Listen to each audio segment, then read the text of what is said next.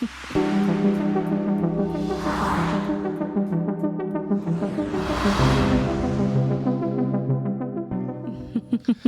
talk about quantum computing. That sounds Star Trek-y. That sounds easy to do this early in the morning. So let's see here. Will quantum computing supercharge AI and then transform our understanding of reality? This is from scmp.com.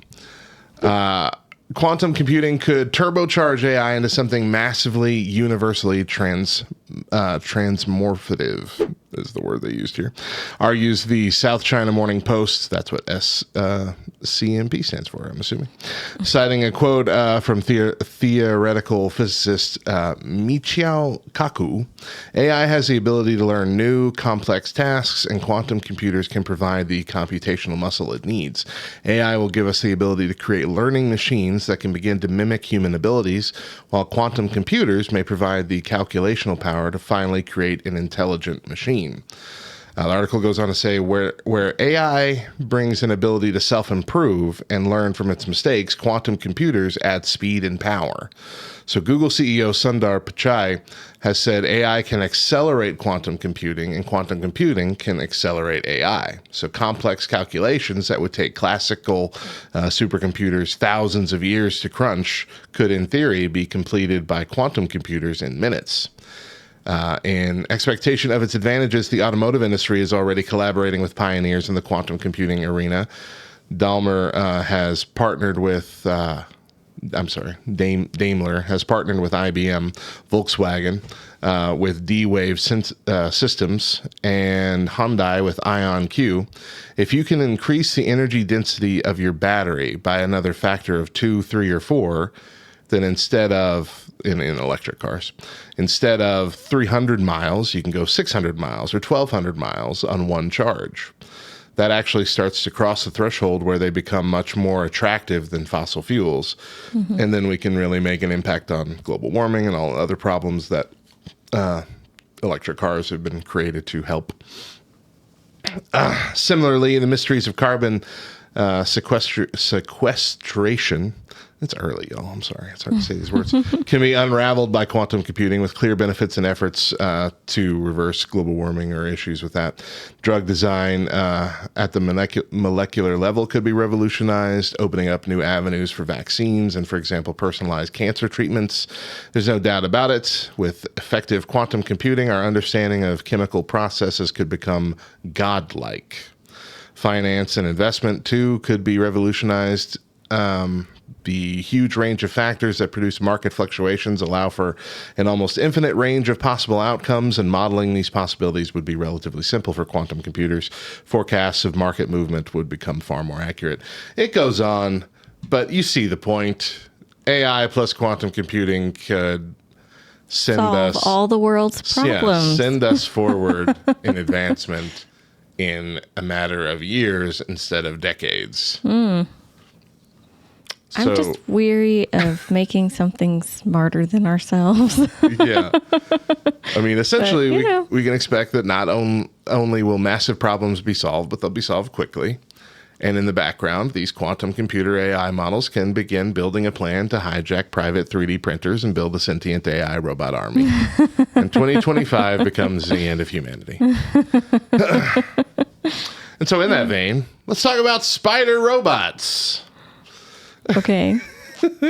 Spiders, I hate. You're going to love this title. How to turn an asteroid into a space habitat using self-replicating spider robots. Oh.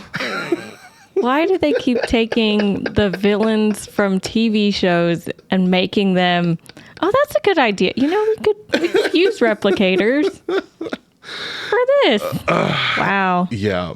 This is from ScienceAlert.com. A retired technical fellow from Rockwell Collins released a 65-page paper that details an easy-to-understand, relatively inexpensive, and feasible plan to turn an asteroid into a space habitat.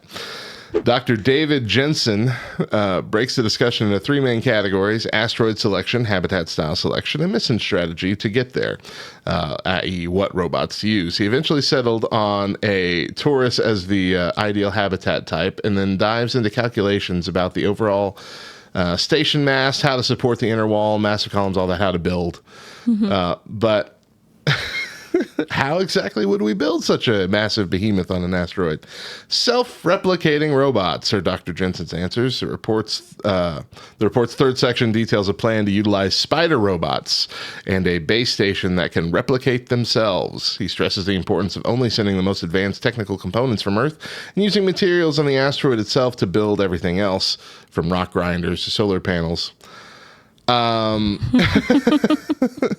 Spiders are our friends. You're right. Normal spiders, yes.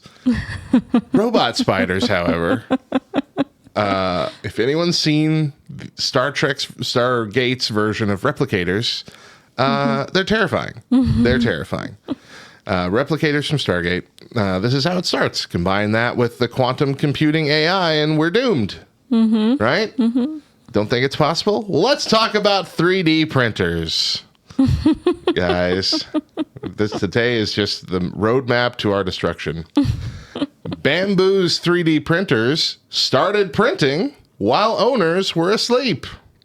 Oh, dear. Bamboo's X1C and P1P 3D printers started printing unattended overnight without any additional user input, according to user reports from all over.